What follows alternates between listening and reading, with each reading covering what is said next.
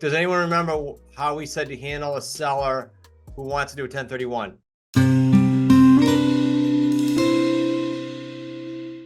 Does anyone remember? And if not, definitely worth us revisiting anyway. No. No? Nope. Nope. No? Do you ask them if they already have a property in mind? That's one piece, because that would tell you if it's too late to do the 1031, like to do the lease purchase. Okay, and here's why, guys. Please, let's stay on this if you don't know, because this group's the newest group, so you might not have been part of that. So let's make sure we're all clear on it. It's going to come up for you. And Dave had a nice call. The guy was great, by the way, Dave. Nice guy. And your scripts, everything else is perfect. Just got to hit the 1031. So my question would be always to them. Let's say Dan's my seller, and he says, well, I got to do a 1031. I don't know if that'll work. So my question is, okay, so in your 1031, Dan, I'm assuming your goal is to get the most you can get out of this house to then move tax-free, 1031 into the other house, right? They're gonna all say yes, all of them. You want to maximize this to move on to something else. Okay, I'm probably going to be your best route for that via a lease purchase or via a lease purchase vehicle, because we're going to get you the most money. And at the end of the 1031, David, how it works is it just starts like a new transaction. He's closing on this and he's moving to a 1031. Okay.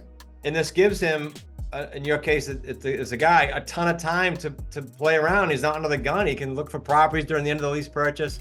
You can't do it on a financing, but you can do a lease purchase because no deed transfers. Okay. And that's it. That's the script. Unless, to Jessica's point, he's got his eyes set on a property and he wants to identify that now and get this sold and move and get the thing done, right? But if he doesn't, that guy didn't. He was just like wishy-washy. Yeah, and then he threw in that other property in Colorado that he wanted to combine together. So then that threw me off as well. I was like, I don't know how all that goes together. So yeah, that's kind of where I looked at it like that. So because don't you have to identify the property within a certain period of time, and that's going to take away that window? Is that what you're saying, Chris? Yeah, let's just say hypothetically, I'll say it two ways, Dan. Tell me if I answer your question. Hypothetically, he, to Jessica's point, already has something. My wife and I are buying that 6-unit building. Like, that's the one we're doing. He's going to want to get this sold, and he already identified the other one, and he's good. If he didn't, and like this guy was just like, yeah, we think we might 1031. He was wishy-washy. I would ask him the question I asked. So you want to maximize this. Lease purchase is best. So at the end of the lease purchase, it's like the lease purchase that didn't happen. It's just a closing for him again. So he's selling it conventionally, but it's in 3 years or 2 years or 18 months, whatever. So you just basically buy time using our strategy versus what he would have to do on a traditional, correct? Buy time if he wants or needs it. And also, life may change for him. He might not want 1031, so it gives him a buffer. And third, he's going to get more money out of it than he's going to be conventional. We all know that. So I'll stay there for a second. Steve, you have a question? Go ahead first, because it might but I want to stay here till you guys are super clear. Like, if you got a call tonight, you could do that. Yeah, this is a 1031 question, just on what you said. So I've learned that nothing is concrete in this business, and we can move a lot of things. We could do it owner finance if the title didn't transfer, though, right? If we said, yeah, we'll pay him directly, but no title transfers, that would still work, right? What are you calling that, though? Are you thinking land contract, or are you just back to it's a lease purchase kind of? I don't care what we call it. It doesn't matter. But as long as title doesn't transfer, then even if he had you're correct. You're correct, but I'd want you to be secure, not making a napkin deal. So I'd want it on a lease purchase. Okay. Yeah. Can't we could modify the contract, though? Lease purchase, but title doesn't transfer? You mean owner financing?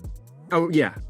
Well, owner financing, I'm sorry, land contract, the title sits in escrow too, but I think an attorney or an accountant or the IRS could challenge that because it does behave like owner financing.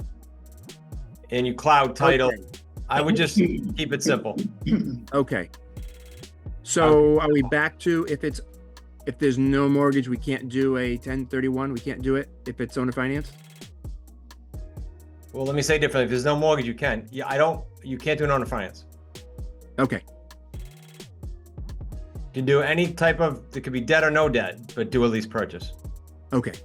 If they're doing a 1031, right? Or that's what they want to do. Okay. Okay. Got it. Yep. To get the most out of that. Am I okay doing that in Texas, since we typically, I wonder if I can do that. Yeah, that was going to be my question as well, is here in Texas, it has to be a subject to. You wouldn't even do a subject to because that would title transfer. Right. So you guys aren't going to in Texas mess with 1031s trying to get in the middle of that. Just let them go do the 1031. All right, so I'll just take it off the list. Okay. Thank you. Yep.